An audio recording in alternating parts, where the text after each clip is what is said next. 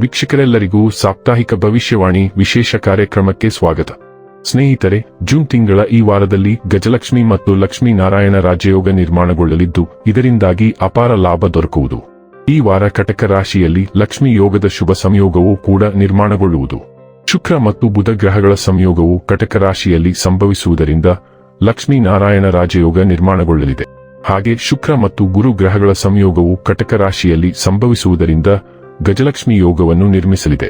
ಜೊತೆಗೆ ಬುಧ, ಶುಕ್ರ ಮತ್ತು ಗುರು ಗ್ರಹಗಳ ಸಂಯೋಗದಿಂದಾಗಿ ತ್ರಿಗ್ರಾಹಿ ಯೋಗವು ಸೃಷ್ಟಿಯಾಗುವುದು.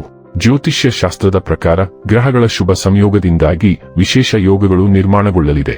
ಜೂನ್ 22 ರಿಂದ ಜೂನ್ 28ರವರೆಗಿನ ವೃಷಭ ರಾಶಿಯವರ ಭವಿಷ್ಯವನ್ನು ತಿಳಿದುಕೊಳ್ಳೋಣ.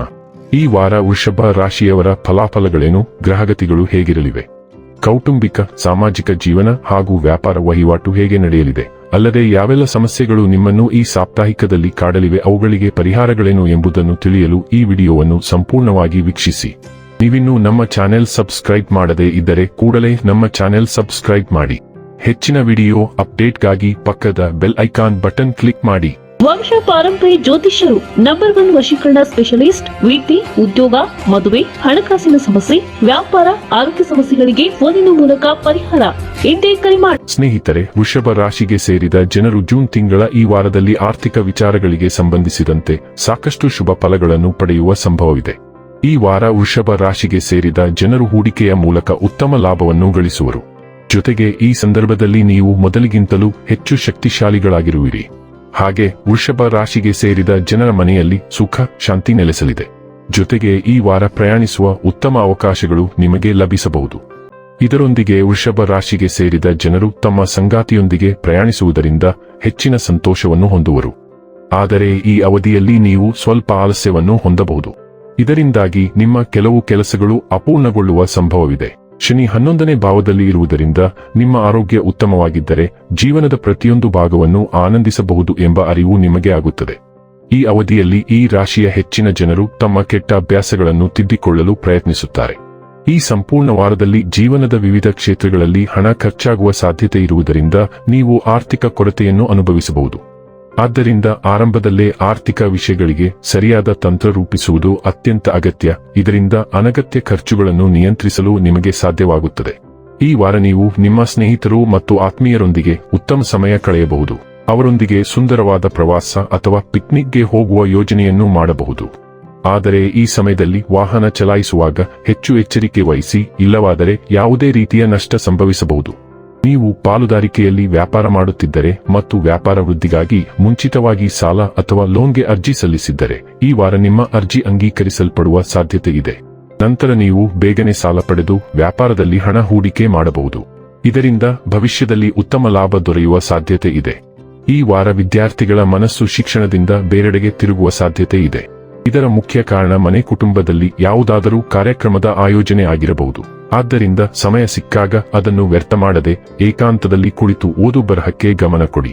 ವೃಷಭ ರಾಶಿಯ ಸೂರ್ಯ, ಚಂದ್ರ ಮತ್ತು ಉದಯ ರಾಶಿಯ ಸ್ಥಳೀಯರಿಗೆ ಮಂಗಳವು ವೃಷಭ ರಾಶಿಯ ಕೊನೆಯ ಹಂತಗಳ ಮೂಲಕ ಚಲಿಸುತ್ತಿದೆ ಮತ್ತು ಅದು ಮುಂದಿನ ವಾರ ಮಿಥುನ ರಾಶಿಯನ್ನು ಪ್ರವೇಶಿಸುತ್ತದೆ. ಆದ್ದರಿಂದ ನೀವು ಕೆಲವು ವೈಯಕ್ತಿಕ ಕೆಲಸಗಳನ್ನು ಪೂರ್ಣಗೊಳಿಸಬೇಕಾಗುತ್ತದೆ. ಬೆಲ್ಲಕ್ಕೂ ನೀವು ಕಡಿಮೆ ಸಮಯವನ್ನು ಕಂಡುಕೊಳ್ಳುವಿರಿ. ಆದ್ದರಿಂದ ಪ್ರತಿಯೊಂದು ಕೆಲಸವನ್ನು ನಿಗದಿತ ಸಮಯದೊಳಗೆ ಇಡುವುದು ಬಹಳ ಮುಖ್ಯ. ಕೆಲಸದಲ್ಲಿ ನೀವು ತಕ್ಷಣದ ಪ್ರತಿಕ್ರಿಯೆಗಳ ಅಗತ್ಯವಿರುವ ನೇರ ವಿನಂತಿಗಳನ್ನು ಸ್ವೀಕರಿಸುತ್ತೀರಿ ಮತ್ತು ಯೋಜನೆಯ ಚರ್ಚೆ ನಿರೀಕ್ಷೆಗಿಂತ ಬೇಗ ನಡೆಯುತ್ತದೆ. ಸಂಬಂಧಗಳಲ್ಲಿ ನೇರವಾದ ಸಂಭಾಷಣೆ ನಡೆಯುತ್ತದೆ ಮತ್ತು ಇತ್ತೀಚೆಗೆ ಉಳಿದಿರುವ ಅನಿಶ್ಚಿತತೆಯನ್ನು ತೆಗೆದುಹಾಕುತ್ತದೆ. ಅಧಿಕೃತ ದಾಖಲೆಗಳನ್ನು ಒಳಗೊಂಡ ವೈಯಕ್ತಿಕ ಕೆಲಸವು ವಾರದಲ್ಲಿ ನಡೆಯುತ್ತದೆ. ವಾರಾಂತ್ಯದ ವೇಳೆಗೆ ವಾರಗಳವರೆಗೆ ವಿಳಂಬವಾಗಿದ್ದ ವಿಷಯಗಳಲ್ಲಿ ನೀವು ಗೋಚರ ಪ್ರಗತಿಯನ್ನು ನೋಡುತ್ತೀರಿ. ಬಾಕಿ ಇರುವ ವಿಷಯವು ಅಂತಿಮವಾಗಿ ಗಮನ ಸೆಳೆಯುತ್ತದೆ ಮತ್ತು ಪೂರ್ಣಗೊಳ್ಳುವತ್ತ ಸಾಗಲು ಪ್ರಾರಂಭಿಸುತ್ತದೆ. ಕರ್ಕಾಟಕ ರಾಶಿಯ ಮೂಲಕ ಸೌರ ಸಂಚಾರವು ನಿಮ್ಮ ಜೀವನವನ್ನು ಹೆಚ್ಚು ಕಾರ್ಯನಿರತವಾಗಿಸುತ್ತದೆ. ನಿರೀಕ್ಷಿತ ಫೋನ್ ಕರೆ ಅಥವಾ ಸಂದೇಶವೂ ಬರುತ್ತದೆ ಮತ್ತು ಅದು ಪ್ರಮುಖವಾದ ಮುಂದಿನ ಚರ್ಚೆಗಳಿಗೆ ಕಾರಣವಾಗುತ್ತದೆ. ಸಹೋದ್ಯೋಗಿಗಳು, ಸಂಬಂಧಿಕರು ಅಥವಾ ನೆರೆಹೊರೆಯವರೊಂದಿಗೆ ನೀವು ಹೆಚ್ಚಿದ ಸಂವಹನವನ್ನು ಅನುಭವಿಸುವಿರಿ ಮತ್ತು ಈ ವಿನಿಮಯಗಳ ಮೂಲಕ ಹಲವಾರು ಯೋಜನೆಗಳು ಸ್ಪಷ್ಟವಾಗುತ್ತವೆ.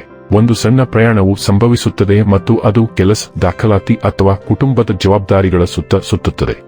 ಕೆಲಸದಲ್ಲಿ ಸಭೆಗಳು ಮತ್ತು ಚರ್ಚೆಗಳು ಹೆಚ್ಚಾಗಿ ನಡೆಯುತ್ತವೆ ಮತ್ತು ಪ್ರಮುಖ ಮಾಹಿತಿಯನ್ನು ಸರಿಯಾದ ಸಮಯದಲ್ಲಿ ಸ್ವೀಕರಿಸಲಾಗುತ್ತದೆ.